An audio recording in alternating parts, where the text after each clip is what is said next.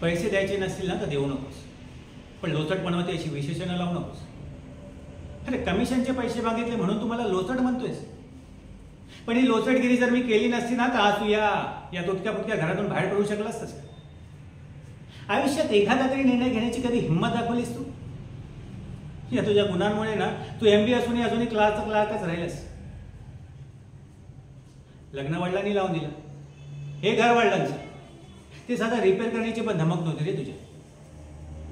माझ्यावर ना 6 माणसं अवलंबून आहेत. पोटाची खळगी भरावी ना म्हणून मला ही दलाली करावी लागते, पण आजपर्यंत कोणाला फसवलं नाही. आहे त्यापेक्षा चांगली जागा, चांगली घरं मिळवून दिली आहेत मी लोकांना. लोकांची कामं व्हावी ना म्हणून मी जीवतोड मेहनत करतो रे.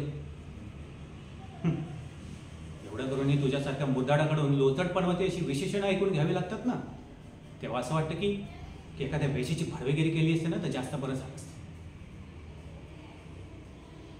पैसे आता नाही येत, नंतर देतो म्हणाला असतास ना तरी मी थांबलोच नाही. पण तू तर माझ्या व्यवसायाची अवहेलना केलीस, मैत्रीवर थुंकलास रे तू. असले अनुभव ना मला रोज येतात, पण तू माझा वर्गमित्र, तूच असं म्हणालास ना म्हणून इथे लागला रे.